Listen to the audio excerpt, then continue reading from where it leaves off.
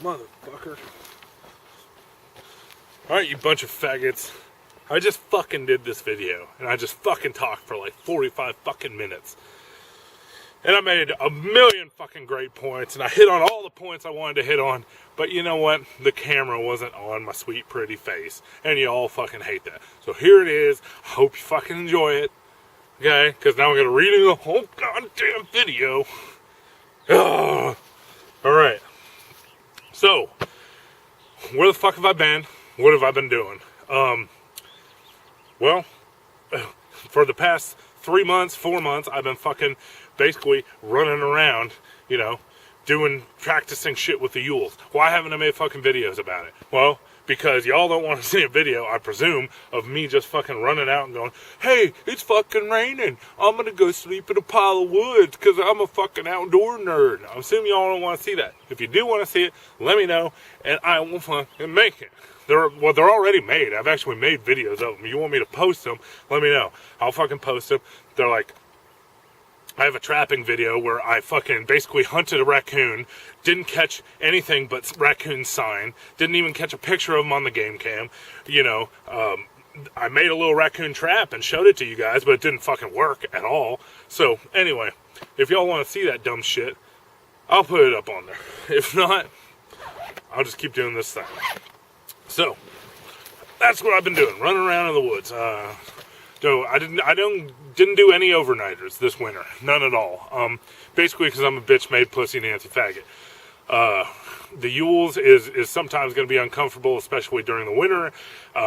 It's hard to justify sleeping in a leaf pile over there on my fucking property when it's wet and raining and 35 degrees out when my house is like right fucking behind me. Especially after I've learned everything that I've already needed to learn from sleeping in the motherfucking leaf pile. You know what I'm saying? So, that's what I've been doing. That's why I haven't been making videos. Now I'm going to tell you what I've learned, okay? This is a philosophy video. The philosophy is changing in the EWLS. Basically, the EWLS is switching from what I call a environmental bubble philosophy to an integrated environment philosophy. That's just the way, you know, those aren't fucking special names. That's just how I think of it in my fucking head. The environmental bubble philosophy is exactly what it fucking sounds like. It's, campers have it, thru hikers have it, citizens riding in their fucking car to work have it. It's basically the philosophy of you're taking all the comforts of home with you wherever you go.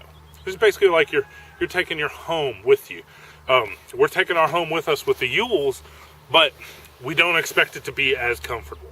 The EWLS started out with it being as comfortable, and now this is a fundamental philosophy shift. I'm figuring out that, you know, instead of the environmental bubble, like, let's say a truck, you know, a truck you can control the air and the humidity and, I don't know, a bunch of other shit, temperature control, climate control.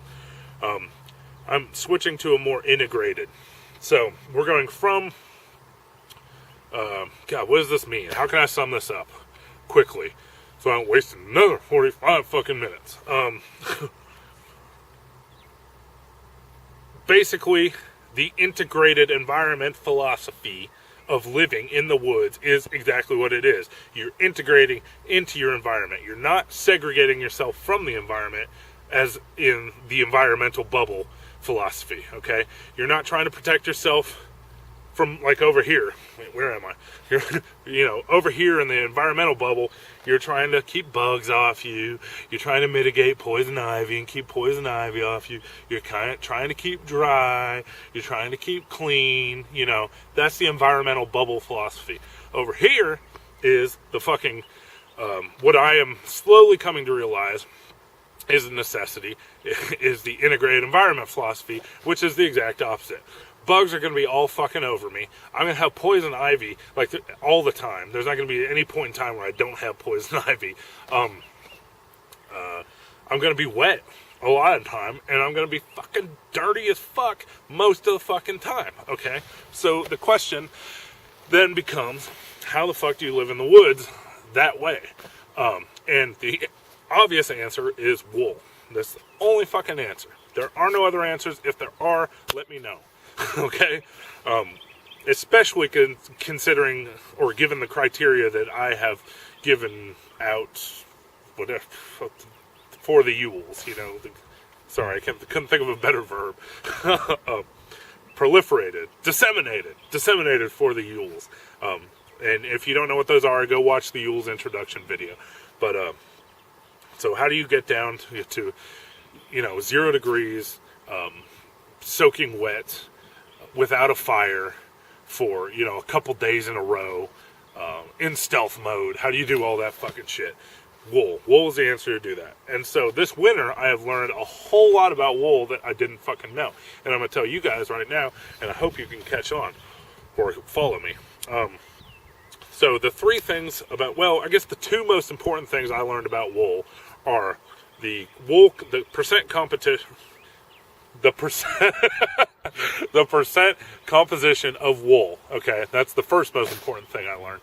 And the second thing, ranking these in order of importance, are the density of the wool weave. Okay, so those are the two things you want to look for when you're fucking shopping for wool. Now, I also learned that 3 layers of wool are going to be what I need in order to effectively stay warm and not die. Hypothermia is your number one enemy. I hope you guys fucking know that. Anytime more people die of hypothermia in the fucking woods than any other thing else. No bear attacks, no fucking falling off cliffs and shit. They just get really fucking cold and they go into that deep sleep. And hypothermia is a particular bitch because it wants you to go to, you're like, oh yeah, I'll just take a nice little nap and it'll be fine. Guess what? You just don't wake up from the nap. So you can see the obvious, the immediate red flag when we're talking about sleeping while wet, and fucking cold and no fire and all that shit. Being able to do that, hypothermia, number one enemy, the number one problem we have to address before we address any other needs. So, back to the wool, back to the different kinds of wool. I figured out this winter from playing in snow and rolling around in snow and laying in piles of leaves and wet leaves and dry leaves and underneath snow and all kinds of shit that I need 3 layers of wool as my core shelter. Now, there are aspects of the EWLS shelter that I would consider bushcraft aspects. They are that, basically I'm going to forage them from my environment, right? So year-round, what resources do I have available all the goddamn time? I have wood everywhere, I have rocks everywhere, and I have leaves everywhere all the time, without fail, every season, okay? So, I factored those into my shelter system, right? So, my 3 layers of wool, this is what I figured out. I'm fucking dancing around, beating around the bush and shit. Okay, I'm going to pull out a bunch of shit here, but like I said, the EWLS is under massive revamp. So, none of this shit is going to stay in here. Well, some of it might, some might not, but this is not a contents video, definitely. So, the first thing I figured out was a base layer is necessary. I guess you can think of it as this.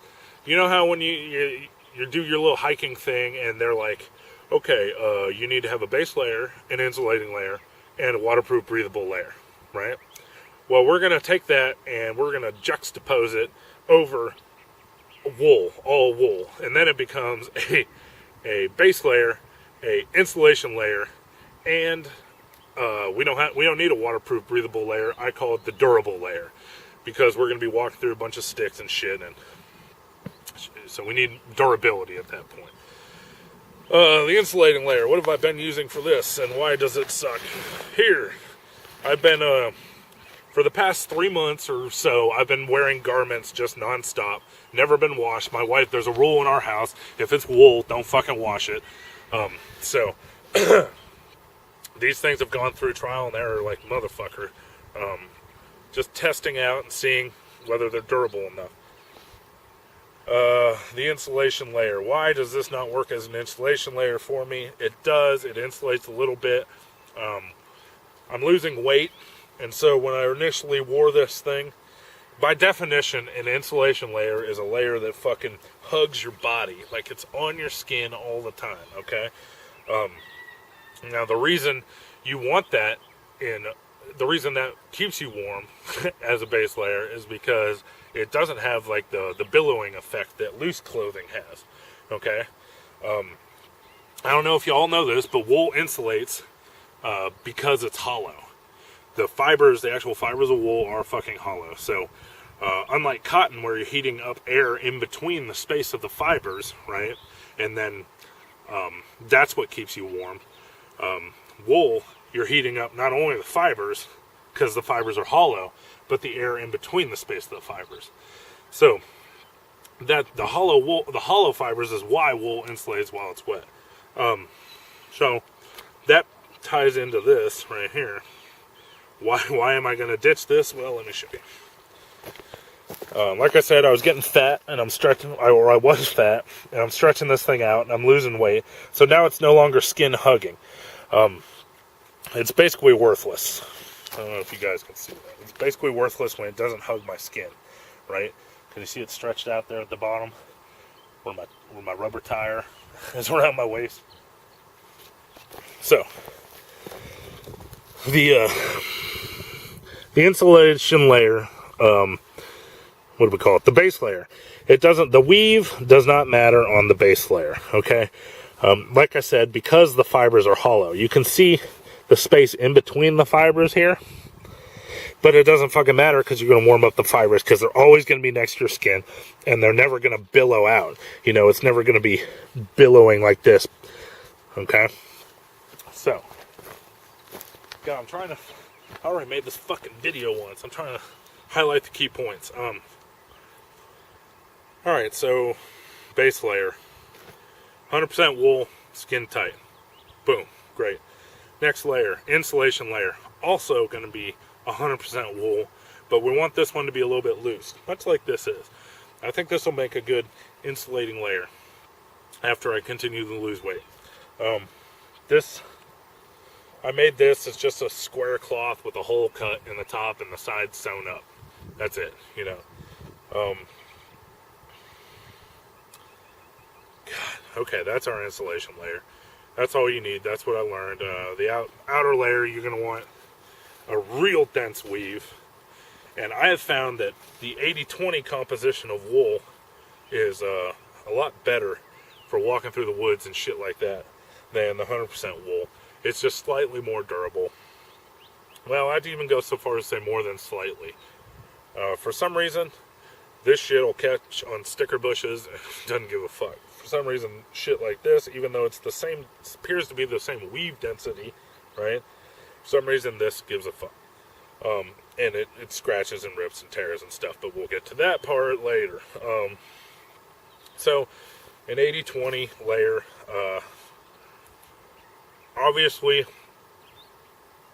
the most, God, I'm just pissed off I made this video once, and I said so much good shit, but now I gotta say it all again. And I gotta remember it, more importantly.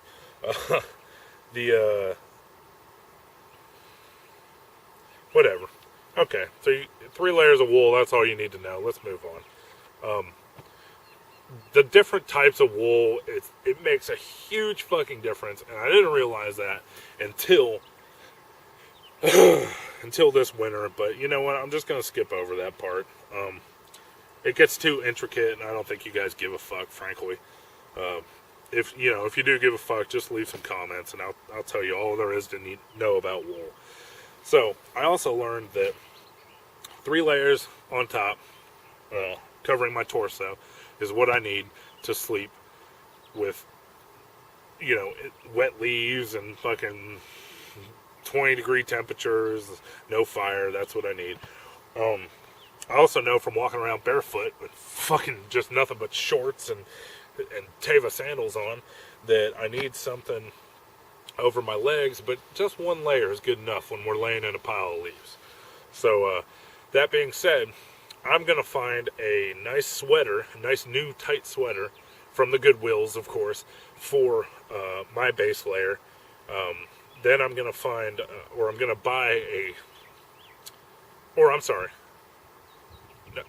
fuck it. I've got so many ideas, dude, I can't even fucking organize them. So anyway, we'll move on from wool. Fuck it. The next change is I got this painter's drop cloth. It's a 6x8 drop cloth. I really like it. It came pre-waterproof. It seems durable. I can use it as a poncho. I can use it as a fucking hammock. I can use it as you can just fucking sit under it if you want. Raining, no problem. We'll just sit right here. We'll wait out the rainstorm. What I like most about it is, of course, that it's repairable. The repairability of gear is something that I found. It was just an unexpected need. So I even went so far, because we need to be able to repair our gear. I even went so far as to get a repair kit. Okay. See if I can explain this to you. This was my original repair kit, yeah? We're in frame here, so I have to do this fucking again. Original repair kit here. It's got some wool threads, some needles, some safety pins, you know, stuff like that. Some buttons. I don't know why those are in there. I should take those out of there. But, these are relatively small needles, right? And so that's good for repairing things like...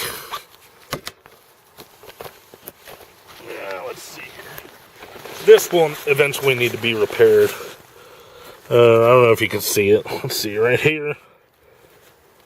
There's a little scratch. It's eventually going to tear, and I'm eventually going to have to sew that up. I can sew that up with the small needles fine.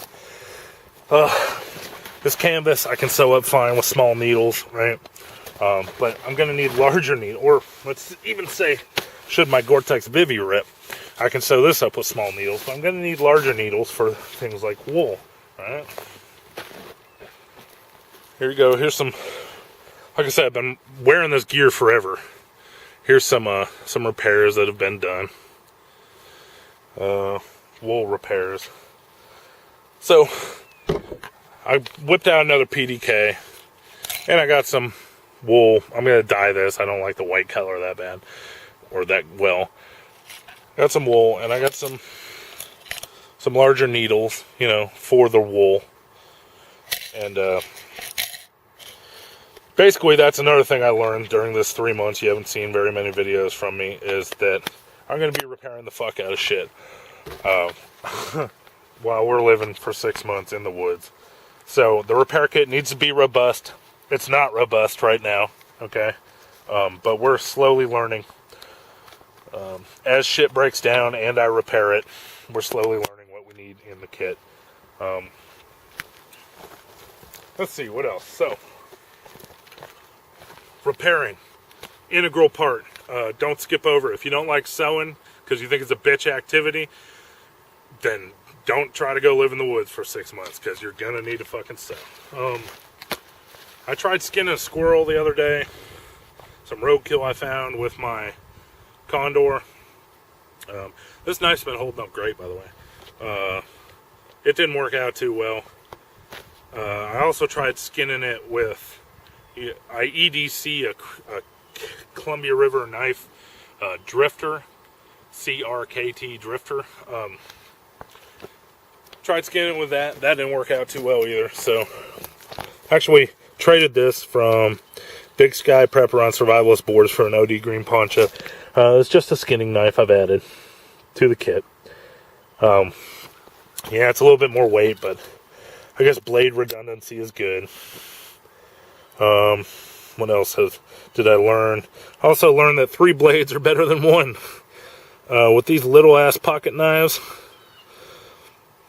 you know, this is awesome to have. This is my new EDC that I carry instead of the drifter that I was telling you about earlier. Why is it awesome? 3 blades. More tools is good. If I need a fucking beater knife, boom, there's a beater knife. But if I just need to cut some sinew away, there we go. Hopefully these 2 knives will work. Okay, so we got a knife update. What else have I learned? Oh yeah, like I was talking about earlier, leaves, stones, and wood. That is available to us year-round. So one of the main insulators, the reason this is all you're seeing in my shelter is because basically we're going to take this Gore-Tex bivy and we fill it up with leaves, wet or dry, they both work, and you lay it on the ground and it's like a giant fucking mattress, dude. It's so great. It's warm, it's awesome. Now we got our 3 layers of wool, right? And we put on our wool, we lay under this waterproof, breathable layer, thank God. And we use it as a blanket, basically, right? You can also obviously use it for a bunch of other things, but in this particular instance, I'm just talking about using it as a blanket. An expedient shelter where you stuff some leaves. You take 10 or 15 minutes to stuff leaves in the Gore-Tex bivy till it's full, and then you put this over and you're wearing the wool. Wool will insulate very well, but it needs a wind stop, like I've told you guys a million times before. When you're underneath this thing effectively blocks the wind just fine, so the wool can insulate. But 3 layers of wool alone are not enough down to fucking below 20 degrees. I imagine I've not gone below 20 degrees yet because, well, I've gone to like 18-ish, right? But it hasn't gotten colder than that. I know it gets down to 0 here because we're in USDA Grow Zone 7B, so I have to be prepared for 0 and wet.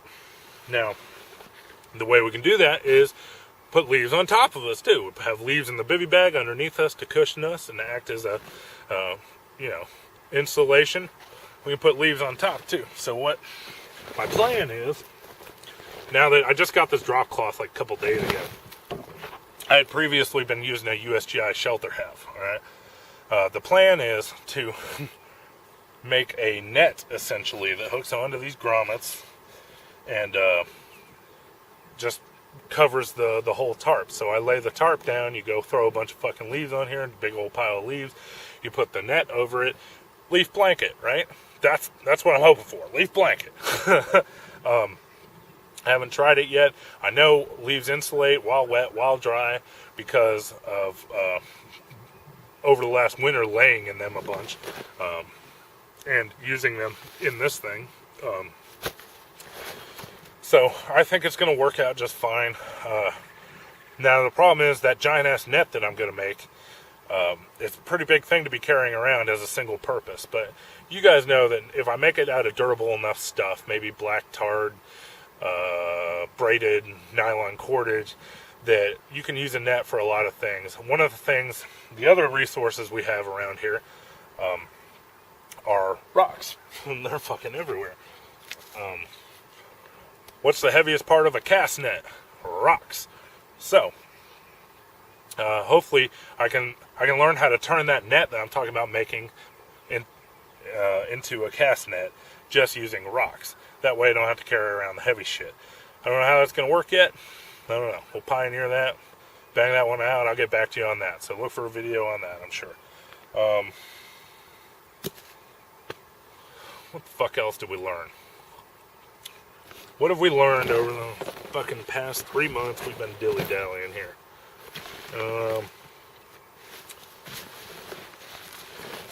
I think that's about it, man.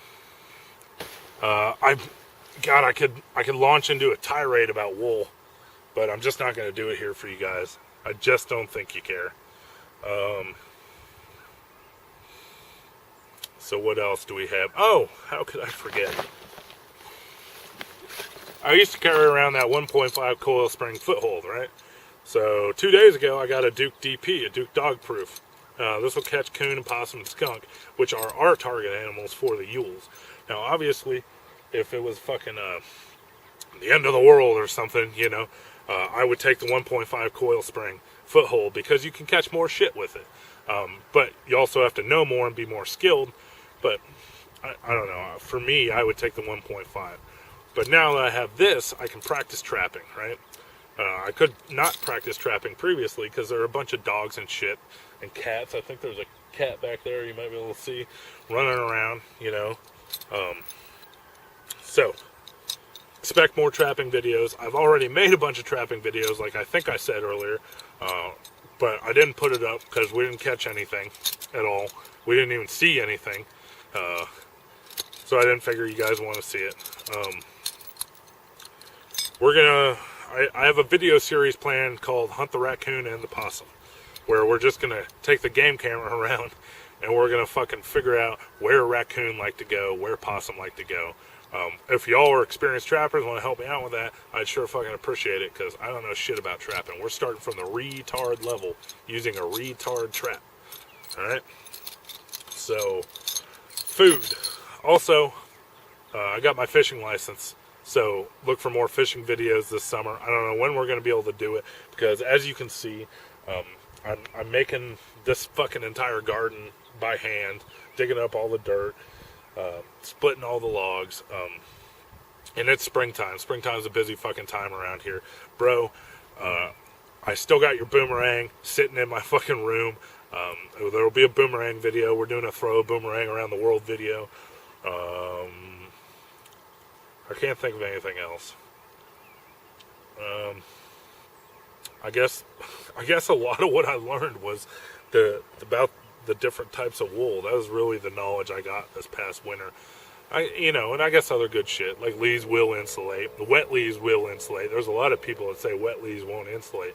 Bro, if you lay there for 2 hours and don't move, wet leaves will insulate. But you gotta lay there for a long time, and you gotta not move. What else is there? I think that's it. Hopefully I was in the frame this entire video, so I don't have to fucking read. In fact, I'm not even gonna redo it if I wasn't in the frame. Feel free to ask questions. I skipped over a lot of shit about where I've been and what I've been doing. Yeah, just ask questions in the comments section if you really give a fuck. In the meantime, I guess stay positive, guys. Oh, here, check this out, alright? Speaking of staying positive, just take a second and hear me out here, alright? If life fucking sucks for you, alright? Be fake positive. You could just start off being fake positive, alright? I guarantee you, if you're fake positive long enough, it'll turn into genuine positivity. And using that, you can, we're talking about surviving. We're going to use this a whole lot while we're alone in the fucking woods out there. Be fake positive when shit sucks. Be fake positive about it. It'll turn into genuine positivity. Positivity is, it has a, psychologically, whether or not you survive any kind of survival situation has to do mostly with your positive outlook on the situation. So just remember that and stay positive. And I guess I'll see you guys when I see you guys.